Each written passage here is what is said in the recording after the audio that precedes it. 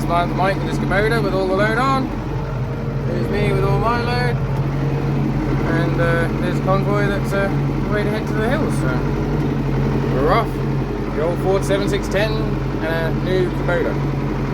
Hopefully both gets back. So we're on our run. We've been going for about 45 minutes now.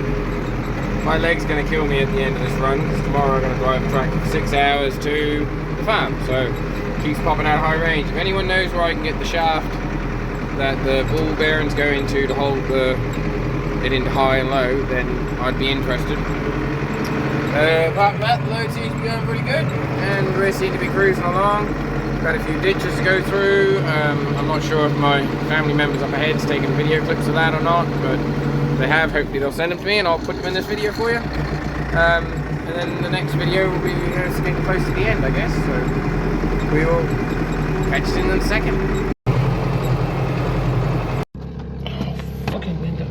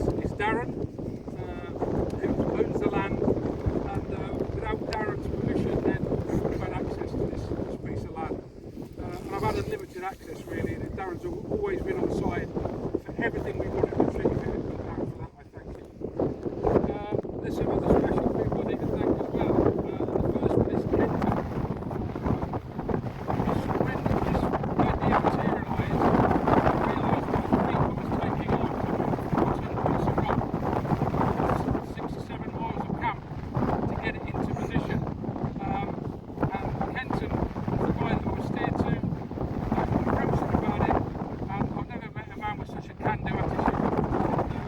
From there, from that initial meeting, we're here now. Along with Kenton, I'd like to thank Mike and Robin.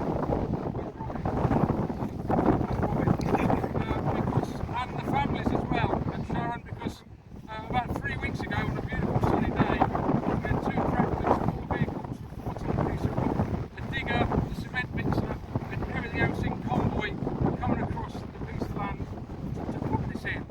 We'll talk about that in a moment. And last but certainly not least, I'd like to thank CBF for coming out today, Sarah, and honouring us by unveiling this rock. It's not a memorial because we didn't lose anybody. The Argentines lost 2. It's not a memorial to the Royal Marines. It is, however, a Royal Marines monument. And when we read the flag when it's around, they have the for that. I'll give you a brief history on how this came to be, and then I'm going to read a small narrative from Stevie Nicol. Stevie Nicol, 4-5 Commando, mountain leader, with M&A W Card in 1982. Came back here with another guy that fought here over a year ago now, and his story was quite unbelievable actually, and he's sent me a small brief narrative to give to you guys today, because I understand a lot of people know very little about this action, so we'll talk about that. So how did this come to be? It's been an own goal really on my behalf, because it got round the corner pretty quick that I'd built 2 memorials, one being the one on 2 Sisters and the one at Ajax Bay, and I was approached by the mountain leaders from 1982 and asked if I would build a memorial for them at top Marlow House. This was about 3 years ago, because we had COVID in between and things got put on hold somewhat, and then I had to source the piece of rock. That's another story.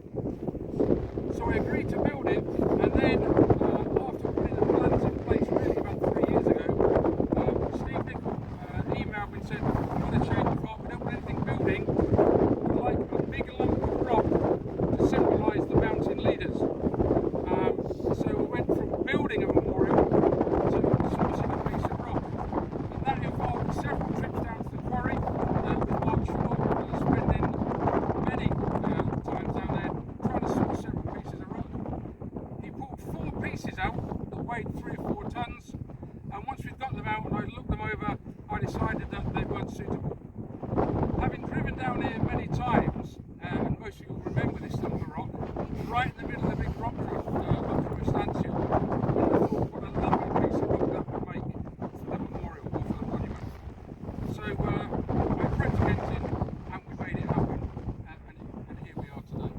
After much hard work, blood, sweat and tears to get it in position.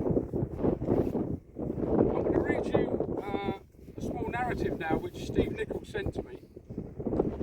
It's a brief narrative about what happened. Top Marlow House, 31st of May 1982. The Royal Marines Mountain Arctic Commando Garden. As part of the landings by 3 Commando Brigade on the 21st of May 1982, patrols of the Mountain and Arctic Warfare Garda were flown forward by helicopter to establish observation posts and report back on any enemy sightings and movements. Each 4-man team spent the next 10 days in a static position, providing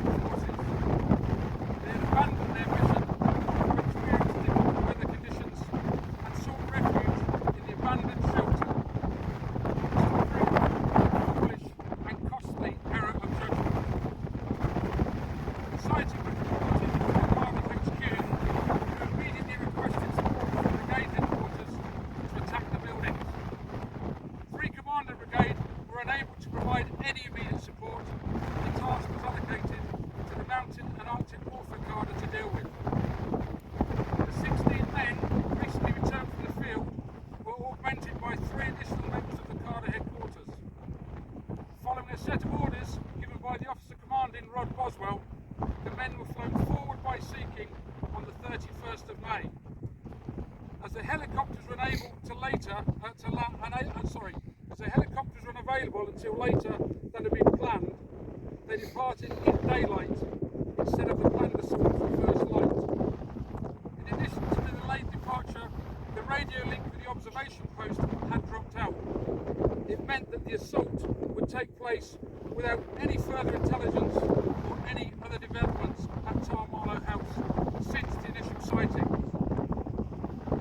Boswell kept the plan for the assault simple and direct. One group was act as a firing party to deliver rocket and rifle fire into the building, while the remainder would form an assault group to fire and manoeuvre through the building and surrounding area. As the assault party swept through the position, the fire party would provide covering fire. It was a classic right-angled assault. Once in position, the assault was launched by the release of a green mini flare. Simultaneously, both groups executed their tasks.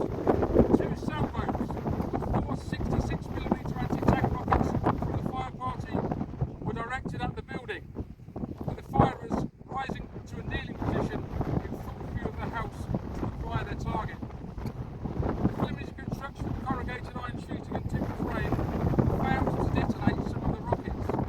However, the brick-built chimney breast that ran through the double-storey building ensured that it was detonated inside the building. Knowing that they were under attack, several of the Argentines managed to leave by the front door and move downhill towards the Marlow River.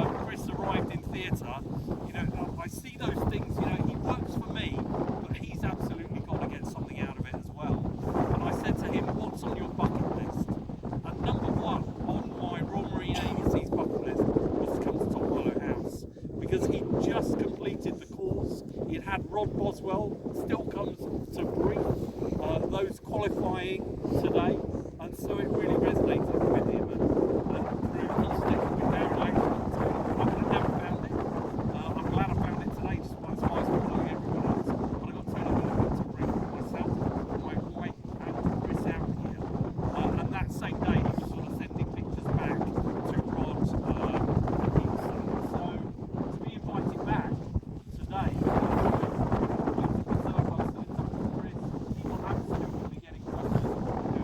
today. And then of course my girl most recent we're still finding thanks to around Mount William earlier in this round, but very recently here there was a discovery of 3 grenades in a boot. It's great to see the project that the kids have done in their school. They have got these photos of the boots with the grenades in it, and I feel absolutely that completes the story. So it's just a great privilege to have it. Thank you for inviting me. I'll always take time out of the office. Anyone invites me to do anything, I'll usually say yes. But it's a real privilege to be here today to work with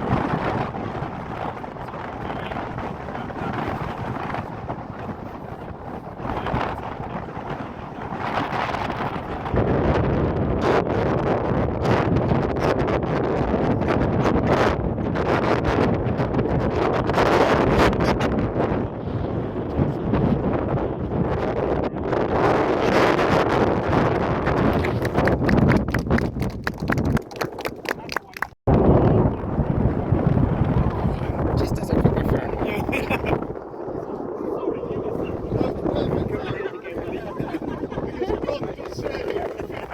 Thank you.